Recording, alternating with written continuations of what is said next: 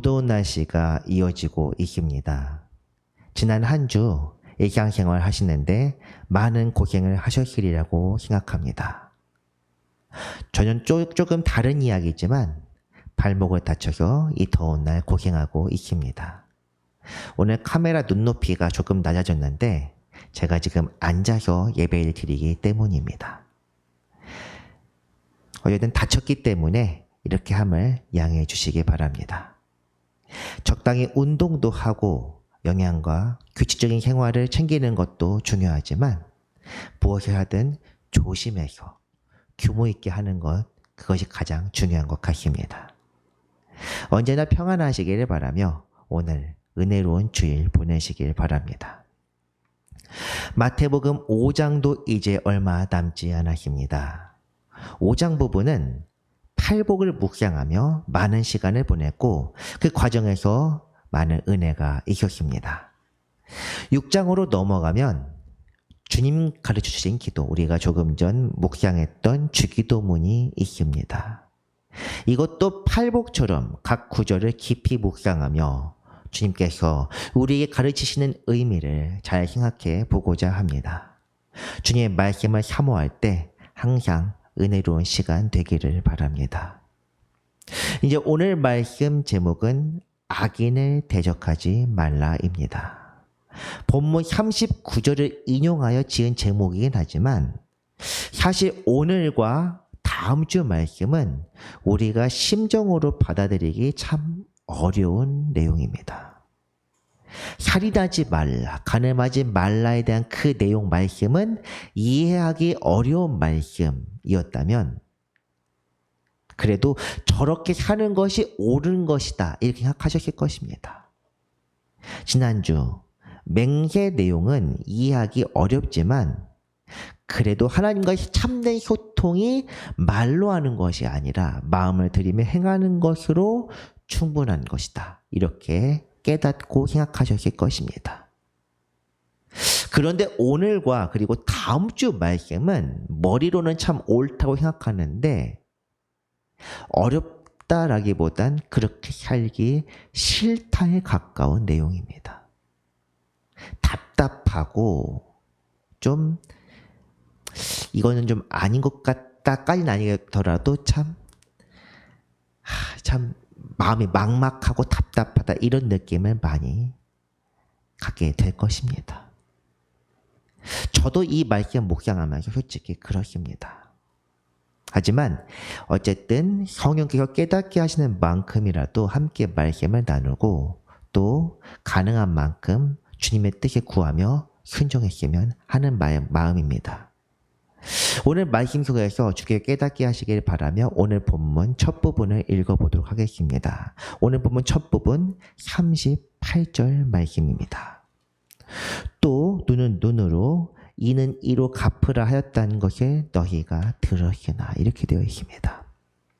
눈에는 눈, 이에는 이. 우리나라에서도 사용하는 표현인데 이런 것을 동해보복법이라고 합니다. 같을 동자 해를 받을 해자에서 해를 받은 것과 동일하게 보복한다는 뜻입니다. 이스라엘 율법 이전에 고대 바빌로니아의 함무라비 법전에서 발견된 조문이니 그 역사가 매우 깊다고 할 수 있습니다. 그 역사답게 율법에서도 여러 번 반복해서 나타나는데 출애굽기 말씀부터 먼저 보겠습니다. 그러나 다른 해가 있으면 갑되 생명은 생명으로 눈은 눈으로 이는 이로 손은 손으로 발은 발로 된 것은 된 것으로 향하게 한 것은 향함으로 때린 것은 때림으로 갚을지니라. 다른 해라고 나와 있는데 이 앞의 말씀은 반드시 죽여야 할 죄에게 기록된 말씀입니다. 생명은 생명으로 갚는다는 거, 이거 동해인데 앞에 것들은 생명이 아니지만 생명을 해야 한 것은 아니지만 반드시 죽여야 될 것. 무엇을 얘기하느냐? 고의로 살인한 자, 이것은 생명은 생명입니다. 아니면 부모를 치거나 저주한 자, 사람을 납치한 자, 이런 사람들이 해당됩니다. 또한 종을 쳐서 죽인 경우, 임신한 여인을 쳐서 백속의 생명을 죽인 경우, 낙태하게 된 이런 특수 상황을 설명한 경우, 그 후에 다른 해에 대해 언급하는 부분이 이 동해보복 23절 이하의 말씀입니다. 말 그대로 해를 받은 만큼 갚는다는 것. 레위기에도 비슷한 말씀이 나와 있는데 레위기 말씀을 보겠습니다. 레위기 말씀은 사람이 만일 그의 이웃에게 상해를 입혔으면 그가 행한 대로 그에게 행할 것이니 상처에는 상처로 눈에는 눈으로 이에는 이로 갚을지라. 남에게 상해를 입힌 그대로 그에게 그렇게 할 것이며 이렇게 말씀합니다. 레위기 말씀의 핵심은 그가 행한 대로 갚아주라는 것입니다. 이 주제가 중요한 것은 하나님의 심판 또한 이렇게 행한 대로 갚는다는 기준에서 이루어지기 때문입니다. 솔로몬이 성전 봉헌을 할 때 기도할 때에도 이렇게 기도했습니다. 각 사람의 행한 대로 갚아주옵소서. 왜 그러느냐? 사람의 마음을 다 아시기 때문에 행한 대로 갚아달라 이렇게 기도했습니다.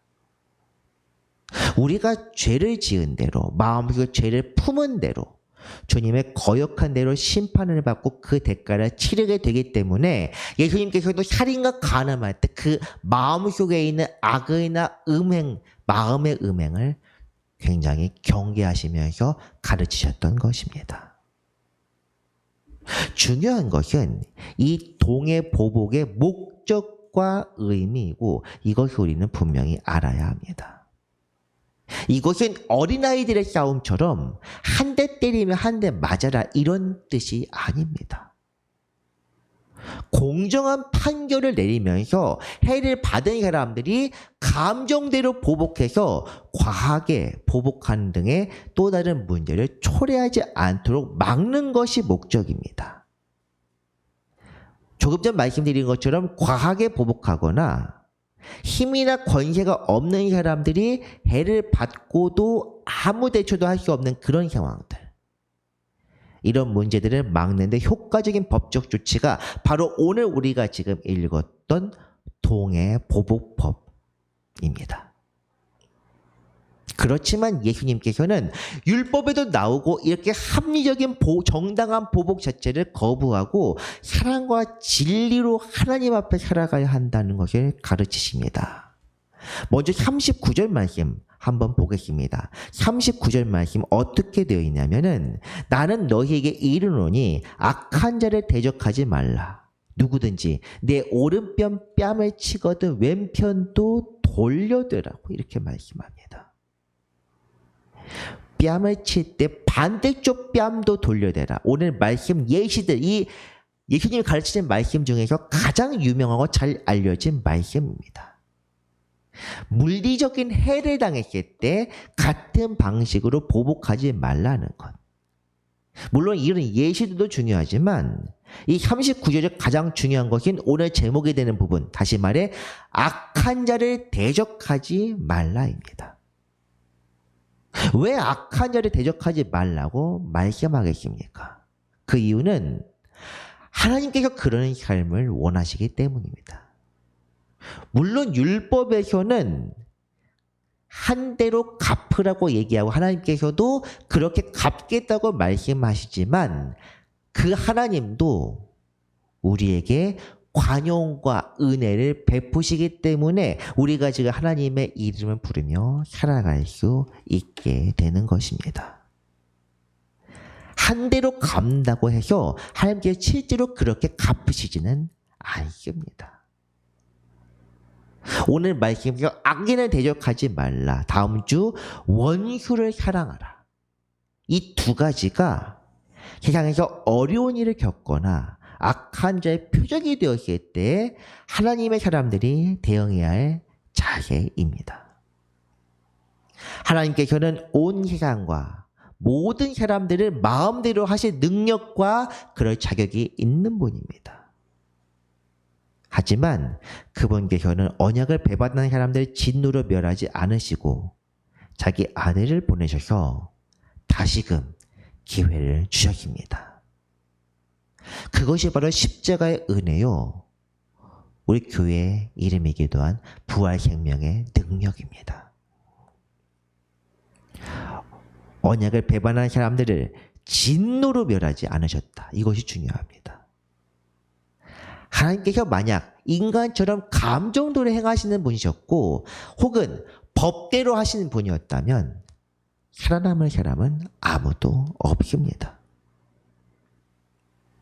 아버지의 뜻을 받든 아들 또한 이 땅에 오셨을 때 자신이 십자가에 매달았던 죄인들을 용서하시고 그들을 위해 기도하셨습니다. 이런 삶은 예수님 한 분만 살아야 하는 것이 아니라 그분을 본받고 그분의 뒤를 따르는 모든 사람의 의무입니다.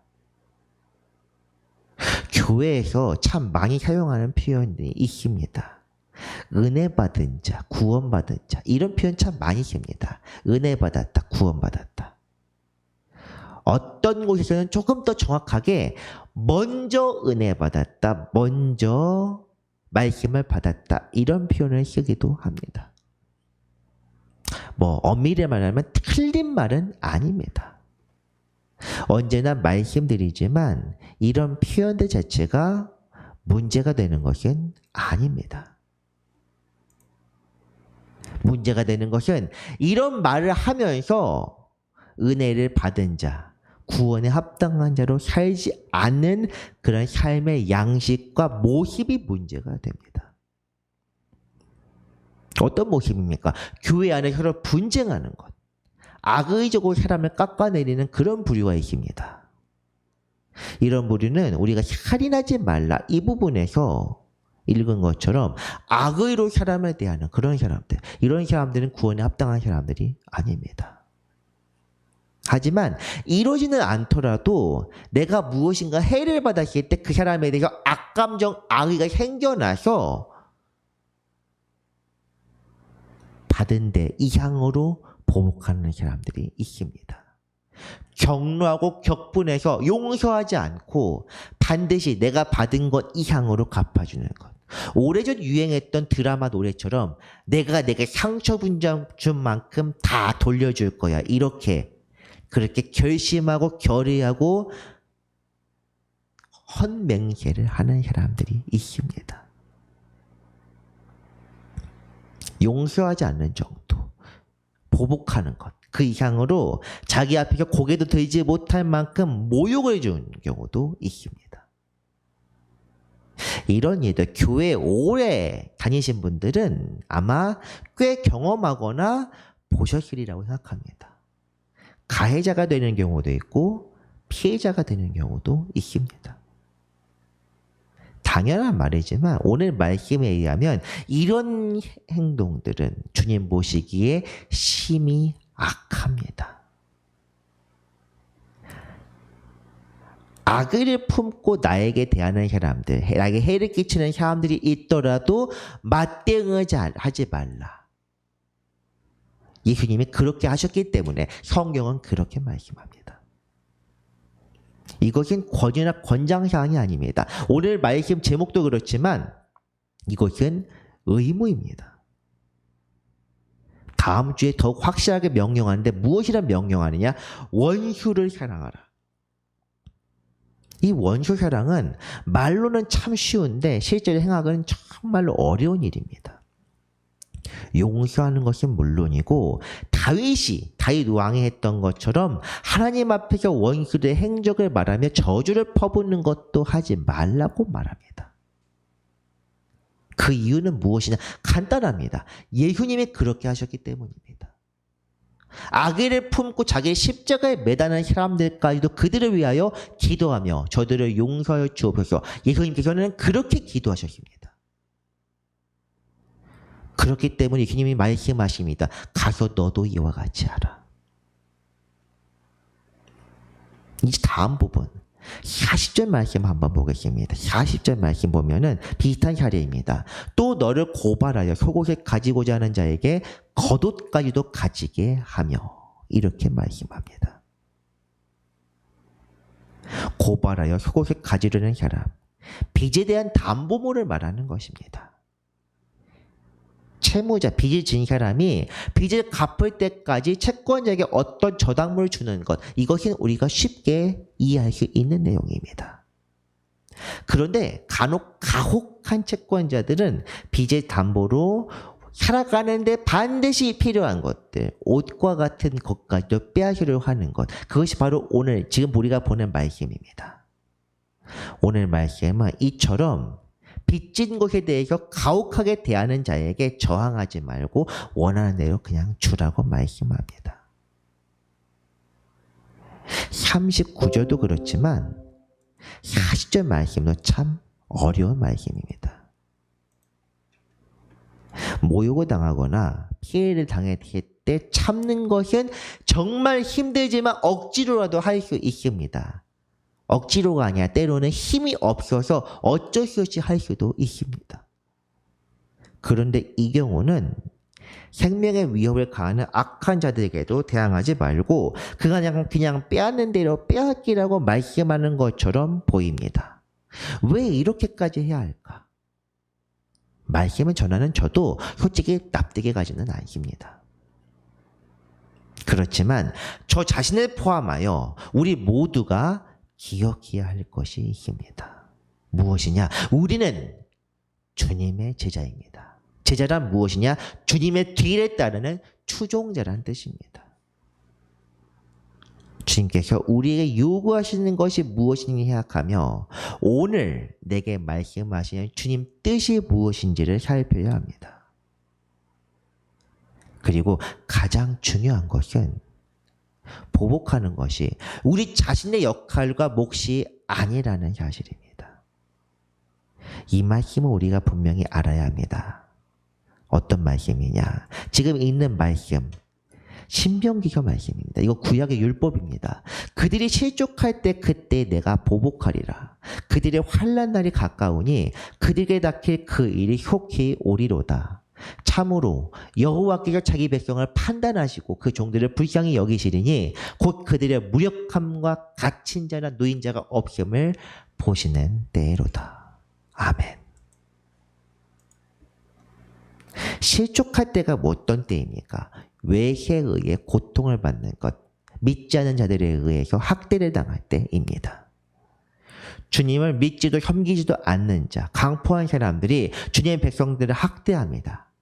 그런 때에 주님께서 돌아보시고 보복한다고 말씀하십니다. 이 말씀 우리가 다른 형태로 히브리서에서도 조금 다른 말씀으로 인용되었습니다. 어떤 말씀인지 한번 보겠습니다. 원수 갚는 것이 내게 있으니 내가 갚으리라 하시고 또다시 주께서 그의 백성을 심판하리라 말씀하신 것을 우리가 아노니 이렇게 되어 있습니다. 이 말씀 기억하십니까? 히브리서 10장 말씀에서 이 말씀이 나오게 된 이유는 빛을 받은 후 고난받은 자들에게 인내로 소망을 품게 하라는 그런 목적입니다.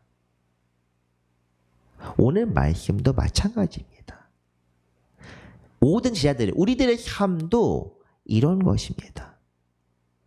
우리가 이 어두운 세상에서 빛의 자녀로 살아가고자 하면 세상은 우리를 가만 내버려 두지 않습니다.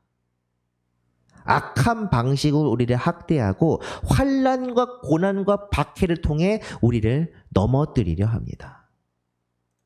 때로는 세상을 종으로 삼기 위해서 온갖 유혹과 시험을 통해 지옥 자식으로 만들고자 주변 사람과 환경을 이용하기도 합니다.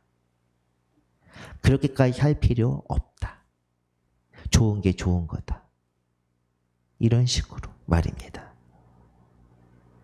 그렇기 때문에 우리 믿는 자들은 이 세상이 마귀가 지배하는 세상이며 주님의 이루실 공의의 때가 아직 오지 않았다는 것을 분명하게 해야 합니다.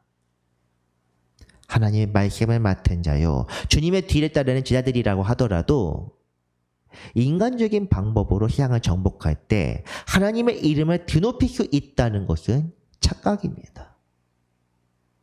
지난주에도 말씀드렸습니다. 하나님은 우리가 높은 자리에 올라가서 그분의 이름을 드높이는 것, 그런 것을 원하시는 것이 아닙니다. 우리가 성공한 자리에서 주님의 은혜로 이렇게 되었습니다. 이렇게 말하는 것도 원치 않으십니다. 하나님이 원하시는 것은 우리가 지금 있는 자리에서 주님의 말씀에 귀 기울이며 순종하는 것입니다. 예수님은 그 누구보다 능력이 많으시고 모든 것을 이루시고 있는 분입니다. 왜냐? 하나님이시기 때문이래. 실제로 예수님의 행적을 보면 놀랄만한 일들이 있었습니다. 죽은 자를 다시 일으키셨다. 우리가 지금 부활생명의 토대가 되는 이 요한복음 11장이 바로 그 이야기입니다. 무덤에 들어가니 나으려 된 사람들, 이미 냄새가 나는 사람이 다시 일어났습니다. 수많은 사람들의 기한 문제를 여러 번 해결하셨습니다. 5,000명을 먹이신 것, 4,000명을 먹이신 것. 잘못 행하는 자들, 세리와 죄인들과 창녀들을 돌이키시고 주님을 따르게 하셨습니다. 그렇지만 그분은 그렇게 모든 것을 할 수 있는 분이 악한 자들의 쉬운 누명을 받아들이시고 그들이 원하는 대로 십자가에 달리셨습니다. 이것은 온 인류를 위한 완전한 제사의 그 의미도 있지만 우리에게 하나님을 따르는 자들이 어떻게 살아가야 하는지 그 모범을 보이기 위한 목적도 있습니다. 본문에서 이 39절에서 42절까지 말씀 모두 다 같은 의미입니다. 이 세상은 악한 자들의 것이며 악한 자가 지배하는 세상이므로 같이 악을 행하면서 보복할 것이 아니라 주님께 간절히 구하며 탄원하면서 기도하라는 것입니다. 주께서 공의의 때에 모든 일시적인 것들이 사라지고 영원한 나라가 도래할 때 하나님께서 갚으실 것을 분명히 믿어야 합니다. 믿음에 대해 조금 더 말하자면 전도할 때 이런 구호를 많이 외치곤 합니다. 예수천국 불신지옥. 사실 이 구호에 대해서 약간 조롱하듯이 말하는 사람도 있지만은 사실 이 구호만큼 정확한 것이 없습니다. 그런데 문제는 이 예수천국이라는 이 두 단어,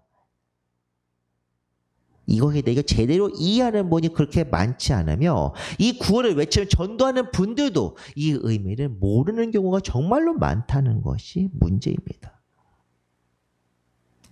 예수천국이란 무엇입니까?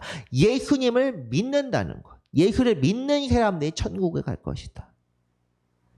그런데 예수님을 믿는다는 것은 그분을 주님으로 모신다는 것이며 주님으로 모신다는 것은 지난 시간 말씀처럼 내 삶의 양식과 가치관까지도 포기하고 주인 되신 분의 마음에 흡족하게 그분께 충성하며 살아간다는 것입니다. 공의의 하나님을 믿는다면 공의의 때가 차기까지 인내하는 것이 믿음이요. 사랑의 주님을 믿는다면 그분이 우리를 사랑하신 것처럼 사랑해야 믿음입니다. 교회 출석과 신앙생활의 방식 또는 선을 행하는 것이 우리의 구원을 이끈다 생각한다면 바리새인들의 믿음입니다. 사회에서 이름을 높여서 하나님의 이름을 드높일 수 있다고 생각하는 것들은 사두개인들의 삶입니다. 우리가 주님의 공의를 직접 시행하며 때로는 인간적인 방법을 사용하서라도 사적 보복이나 폭력까지 행해서라도 공의를 실현할 수 있다 생각하는 사람들, 에게네파 사람들의 가치관입니다. 그리고 이 세 부류는 주님을 십자가에 못 박은 사람들입니다. 이 말씀을 하고 말씀을 마치고자 합니다. 상당히 조금 이 말씀을 드리기 조심스럽긴 하지만 그래도 이야기를 해야겠습니다. 요즘 한국 사회에서 사적 보복이 일종의 미덕처럼 보이는 그런 이야기가 있습니다. 20여 년 전 사회에 공분을 일으켰던 사건이 재조명되면서 가해자의 신상 공개와 함께 사적 제의를 가하는 사람들을 의로운 사람이냐 생각하며 통쾌하게 여기는 사람들이 상당히 많았습니다. 기자들도 앞다투어 그것을 보도하면서 사람들의 반응을 기록한 것들도 굉장히 많이 나옵니다. 그 사건 검색만 해도 수많은 기사와 유튜버 영상들이 나옵니다. 이것에 대해서 물론 말씀드리는 것은 법적 처벌이 제대로 되지 않은 것이 가장 큰 문제입니다. 하지만 지금 이런 추세를 통해서 믿는 자들이라면 사적 제대를 통쾌하게 여길 것이 아니라 아직까지 슬픔과 공포에서 벗어나지 못한 이들이 주님의 위로를 이겨내기로 기도해야 하는 것이 맞습니다.